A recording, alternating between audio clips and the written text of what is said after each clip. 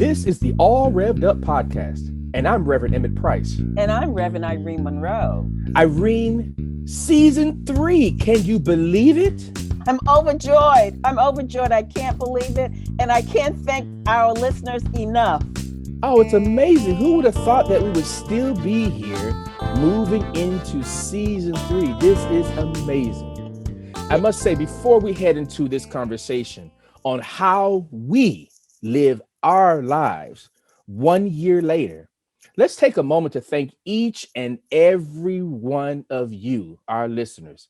Now, season 2 was amazing because of you, our beloved listeners. And now we are back for season 3. Thank you for your support, for your encouragement, for your feedback, and your comments. We are so grateful. Yeah. And all I can say here, believe me, is a tsunami of thanks. And even that doesn't aptly or amply convey our heartfelt gratitude. Thank you. And thank you to our amazing producers, Kyla Wright and Cavante Smalls. Yay! Almost 1 year ago, life literally stood still as the severe acute respiratory syndrome coronavirus 2, referred to as COVID-19, wreaked mass havoc. Here in the United States to date, we have had almost 29 million people infected and over 520,000 precious lives are gone. Today's episode is not about placing blame, pointing fingers, or even suggesting what could have been done. Today, we are talking about how we are living our lives now in this ever-changing season of prolonged disruption, extended chaos, and increasing confusion. Irene, what are you seeing as you engage parishioners and reflect on your own experiences? Yeah, Emmett, I have to tell you, when I was thinking about this topic, tears almost just came to my eyes here because unfortunately, I'm still doing funerals related to COVID. And so I am seeing people who are not only trapped in this pandemic, but trapped in their own personal grief and struggles. And what troubles me most about it is that we don't, even though we have a vaccine, rollout, I have to say the rollout has been abysmal, and I can best depict it as piss poor, because what has troubled me most, and I'm hearing it as I'm doing these Zoom funerals, I can't tell you, Emmett, the number of Black people who have not been vaccinated. And this is what bothers me. We in terms of the metrics, the social metrics, we hit it along employment, schools, healthcare, environment, quality of life. Listen, everybody said, Dr. Fauci, everybody said, I'm not blaming, all said that the community's hardest hit would be the first to receive the vaccine. And what we're seeing here in Boston now, and come on, Emmett, let's tell the truth and shame the devil. Okay, we have a huge center here called the Reggie Lewis Center in Roxbury, a Black community. There's been a tsunami of white folks who didn't even know, had to look up where Roxbury was, who got vaccinated, and Black folks did not. So this is the stuff that just bothers me, because it was this sort of proclamation. Yes, the communities hardest hit, the frontline workers, and the failure with this. And what bothers me is that the rollout is a white model, because if you know anything about Black communities, I grew up in one, that if you want us, you come to our community. A van, a mobile van that goes into our neighborhoods. And listen, let's not limit it by age, meaning that we live in families. Come on now, that is intergenerational. Everybody in that family, if you coming on my block, come on out. We will come out. It was like with the mobile library. So my point is that if they wanted to really reach us, they needed to have some Black folks at the table. So what I'm feeling with parishioners and people that I'm still officiating funerals with, it can be best depicted as Black fatigue here. Black fatigue here. I mean, you hit it on the nail. I mean, and we did a whole episode on the fear of the vaccine and whatnot. And I will say that you have had both doses. To date, I have had my first dose. So it's not that we're poo-pooing on the vaccine, because we are, some of two who have been blessed to get it relatively early, whatnot. But to think that government, both federal and local government, are pushing children back into schools, and there's not much consideration around the protection of teachers and school building leaders. There's not much consideration around all of the apparatus that goes around our young people, including bus drivers and you know those wonderful people who walk kids across the street, and all those necessary infrastructural pieces. And then I talked to a teacher this morning who told me that because the building that he teaches in has not necessarily been used for kids, his classroom is 35 degrees. Oh my goodness. And Oh my and goodness. they just fixed it 2 days ago because the kids will be returning in a couple of days. And so many of our buildings already have deferred maintenance issues and are not Not equipped. not up to code, but they know this. Listen, this is to give the guise of equity and around this COVID, vaccine now. The real issue is that one size doesn't fit all. Mhm. When you're talking about communities of color and kids going to those schools, those buildings most likely on a good day, this is long before the vaccine, have building codes. Let's Yeah, be honest. yeah. I'll give you an example of a funeral I just did. The grandfather died, but in this Dominican family, there's the grandmother lives, then there's the uncle, and then there's the married couple to the kid that Mhm, is 6 years old. Now that's an intergenerational family. That's why I mhm. said you need to come really into the communities here. But the whole idea that kids should go back, this is the problem with that. So if that little girl goes back, and should she by any chance contract it, her mother, Yeah. and that we ain't even talking. Wait, let me just say this: we ain't even talking about her mom and her father, because they're in their 30s. Her grandmother is in her 60s, Mhm, and the grandfather just died mm. from COVID. So that's the kind of stuff that, to me, is that if you really want to reach communities of color and not just lip service, then you would look at this on a case by case basis. And we know those schools have, it's really not so much concerned about our kids, because the truth about it is our kids are not learning anyway Mm, in those schools. mm, So why would we subject them to this kind of danger? mm. So what bothers me also, let me just say this, because I live in Cambridge. Okay, and I'm gonna be real quick. Cambridge is the hub of the Moderna vaccine. Right. I want you to know here that out of that, we had an 83-year-old. You heard us talk about it, Emmett. Mhm, Okay. mhm, An 83-year-old woman who lived a stone throw, meaning like you go to the corner and there's Moderna, the huge building, the glass mhm, building here, mhm, who died of COVID.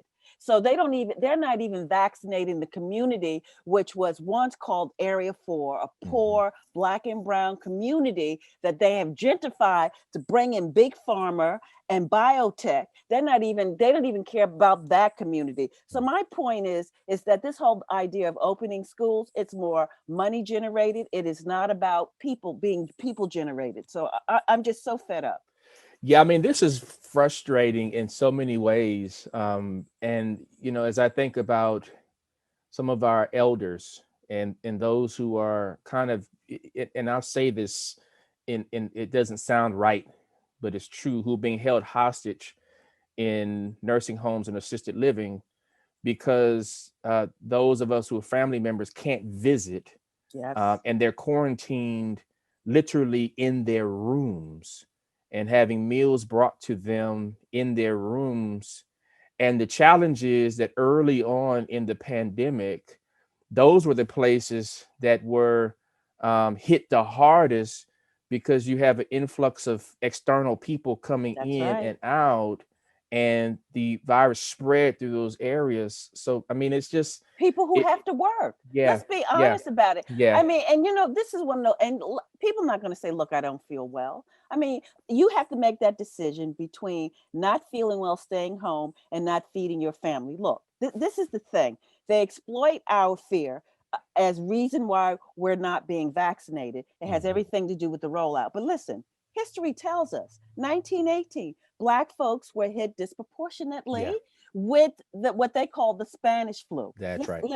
Let's go into a recent century, 1980, the AIDS epidemic. That's right. Black LGBT folks were hit disproportionately. And then when they said the face of the epidemic would be a heterosexual sister, indeed it was. So the Yeah, point is that we understand that what we got to talk about is what we got to do as a community yeah. to and use a different paradigm and negate the one that they roll out supposedly to help us.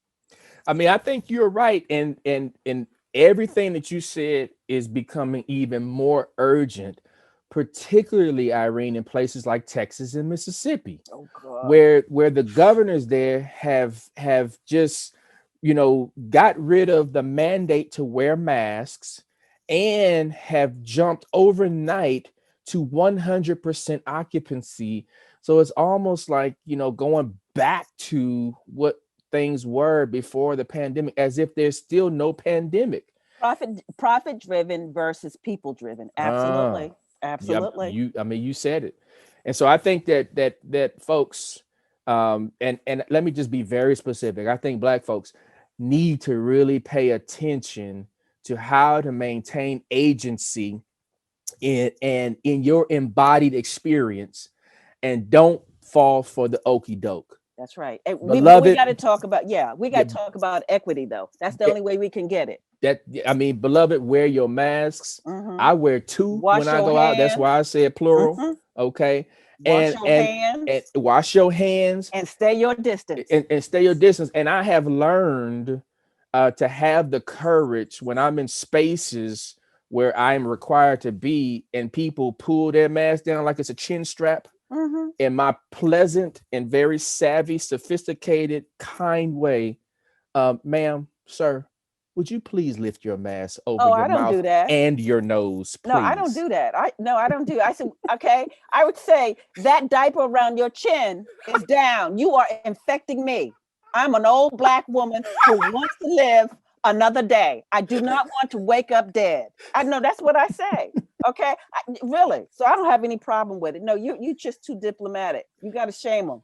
Let me get in her own words. Let me get this old Black woman a break, because I think we need a Thank break you. right now. This is the All Rev'd Up podcast, and we'll be right back. Yeah, I ain't gonna wake up dead because some fool didn't wear his or her mask now. I got a feeling everything's gonna be all right.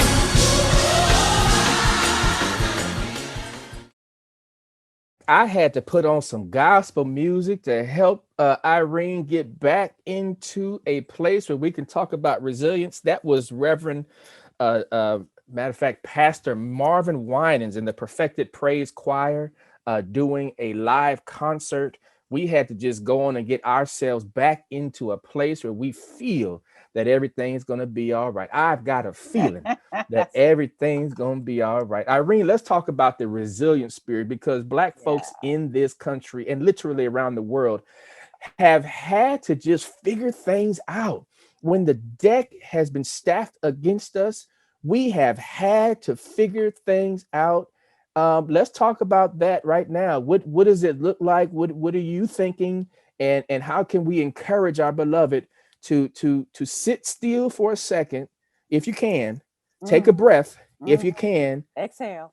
and figure it out. Oh, absolutely. But we don't have to. We have models. First of all, we have a history of making a way out of no way. All Mhm. right. It is an art form. It is a way in which we have to live our lives every day, which is living in the question. Mm. But we also have models in society that during those hard times stood the test of time, like Black Wall Street. Come on, Mhm. that's an Yeah, economic model. that's right. Okay, the spiritual model, the Black church. That's right. Okay, educational model, the HBCUs. Because That's one of right. the things that we have understood this, government programs and subsidies, and what they like to say, we're going to come into the community to help Black and brown people, have all failed and have been trapped. And let's look at a little bit of history. The Reconstruction, we didn't get the 40 acres and a mule. FDR's New Deal was no deal for Black folks. Affirmative action was benefited. White women benefited from that model. So my point is this here: we need to, as we are being prayed up, as we are looking for agency to make a way out of no way, we need to talk about equity, economic equity. And we need here rolling out, because we've seen this with Katrina now. We've seen that this is a prime opportunity for white investors, to gentrify our community. They did this with Hurricane Katrina. We're seeing this with COVID, because a lot of folks can't make the rent. They're not working. Many people are homeless. So what we actually need to do now, because we understand that pandemics will be coming, and this kind will be coming. We need Black investors and developers. We need to invest in real estate. We need to develop affordable housing to own and to rent. We need green walking places, spaces. We need to own our groceries with, healthy food. We need to now do, unfortunately, this sounds unfortunate, we need to do what they were doing in Jim Crow America, because the truth is we've been living in Jim Crow America. Because the Green Book, if nothing else, if people didn't know about Black Wall Street, the Green Book told us that we had economic clout. Here in Massachusetts, our accumulated wealth is $8, which I thought was a typo in the paper. But the point is that until we have economic equity, listen, we will always be disproportionately infected, and we have the power to do. We had it then, but we have more Black professionals than we've ever had before.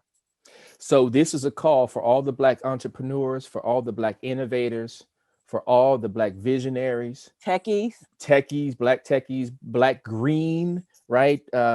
Folks, step out and lean in, right? I mean, this is the season so that we not only can repair our neighborhoods and communities, and not only improve our neighborhoods and communities, but we can get Afrofuturistic with this and exceed what has been before. Let's move into the future. Let's lean into the endless possibilities, because we have the folks, and we have the knowledge, and we have the wisdom, and we have the savvy to figure out how to navigate through the gates and the borders and the walls that are being putting up to encage us and entrap us, as you have said. Yeah, and one of the things that I'm so happy I got the Moderna vaccine, although I need to say I'm not going to pass any vaccine that would have come my way, whether it was Johnson & Johnson or the Pfizer here. But it gave me a level of assurance. It gave me a sense of pride that I took the Moderna vaccine simply because there was a sister leading that vaccine here. And so what it said to me is that you have me in mind, because sister had people like me. She definitely has to have an aunt like me. Okay, if mama ain't already like me. Okay, so she understands that we bring a way of knowing, and we have now the agency along with the skills to do it. So I'm optimistic in that way, but it doesn't mean we're not living in pain. It doesn't mean that we're not trapped in this pandemic, trapped in the grief, the hardship, all that comes with it. But when it rolls out again, and it's not that I'm a soothsayer, but it will happen again, we're going to be in a much better position than we were this time. Well, let's give Dr. Kismikia Corbett a shout out. That's the doctor, that's the sister that you're talking about. Let's give her a shout out. Thank you for all of your work, and thank you for the work of many of you out there, unsung heroes, unnamed innovators who have been doing so much behind the scenes to get us to a place where we can actually revive our hope. I think that's the piece. My spouse, who's a medical doctor. I mean, she helped your parishioners get. That's right. Tell about it. Dr. Thea James. Let me give her a shout out, because we don't need to be shy here. Irene, this is our podcast. We can call out whoever we want to. Right? You call my sweetie out. Dr. Thea James, bless you and thank you. That's I mean, right. you know, I think this is the thing that we need to take agency of the fact that we can, we will, we have to move forward. We can't go backwards. We got to move forward. And part of that moving forward is to have a sense of gratitude for those who have been churning, you know, in the vineyard, churning in the field, doing the work. You know, these doctors and these scientists and these inventors and these entrepreneurs who have been creating opportunities that maybe in past situations and generations we have been slow to jump on. But I think in this season we need to have, and again I'll say, the Afro-futuristic view. We got to think about what the future is going to look like. Yeah, we have to. I mean, because we really need to tell the truth here. The rollout of integration was designed to fail. Yeah. The rollout of Brown versus Board of Education, which is now 60 some years old, and we're no more, you know, the schools in Black neighborhoods are no better than when I was a little kid, you know, than they are now. So the issue is that we really have to now really step forward and understand that nobody's going to help us but ourselves. Mm-hmm. We really need this level of self-reliance here. We do now have enough. Listen, we got Black millionaires and billionaires. That's right. Who are very much giving to the community. That's right. Here That's and right. stuff. And we got Black representation. And I'm not just talking about our VP. I mean, we got Black representation in Congress. There is no need anymore for us to find ourselves like, I feel like I'm in Katrina again, where we're seeing these fissures of race, class, gender, all of the stuff. It's almost like Katrina taught us nothing. I mean, so once again, and I want to say this now that it's not election time. Everybody pay attention to local politics. Pay attention to who's on these committees and who's on these boards and who's on these, you know, task force. Pay attention. And if you have something to say, you have something to share, you have a vision, you have some ideas, beloved, get active. Activate your mind, activate your heart. Let somebody know what you're thinking, what you're feeling, and participate, because politics is always local. Participate in the things that are happening in your neighborhoods and communities, in your towns and your cities and your counties. Participate, please. We need you. And have no shame asking for help, whether it's monetarily or housing. Have no shame, destigmatize if you do get COVID. Do not, because that's another thing that I have faced, a lot of folks who feel ashamed that they got COVID. And that's what the system does. Not help you, not help you, not prepare you, and yet blame you, almost like blame you for getting COVID, and you are a frontline worker. So please do not stigmatize yourself because you have it. If you need help, ask for help. On that note, I'd like to share just a closing word. We have a tradition to kind of offer a blessing, a benediction, as it were. And here's what I'd like to share with our listeners today. One day, we will look back and give thanks that we made it to be the ones to call the names of those who shall never be forgotten, made it to remind those who lost it all that it may feel that way, but their presence bears witness that all was not lost, made it to reflect to our children the days that were, in hopes that they will never experience the time before, made it to appreciate the simple physical presence of a friend, a precious hug of a loved one, and an intimate moment with a spouse without the fear of asymptomatic transmission, made it to publicly praise, communally worship, and to gather together to give thanks. I long for the day when our clothed faces can be unclothed to reveal our naked smiles and undisguised expressions. I long for the day so much. I long for that day. And perhaps that longing is the motivation to live, the motivation to love, and the motivation to continue to hang on in there with the belief that one day soon, everything will be all right. Amen. Until then, I remain grateful for each and every day and each and every interaction with those I love and those who love me. Ashe, Ashe. amen. Amen. All Rev'd Up is brought to you by us, the Revs. Our amazing producers are Kyla Wright and Cavante Smalls. Music from this episode is from Reverend Price's son, musical prodigy, Emmett G. Price IV. All Rev'd Up is distributed by GBH. Additional thanks to Bob Kempf, Elizabeth O'Brien, May He, Chelsea Mers, Meredith Neerman, and Zach Waldman. If you like what you hear, let us know. Give us a review on Apple Podcasts and follow us at All Rev'd Up Pod on Facebook, Twitter, Instagram, and YouTube. And feel free to send us a note, a question, or a comment at allrev'duppod@gmail.com. We'll be back in 2 weeks for another episode of All Rev'd Up.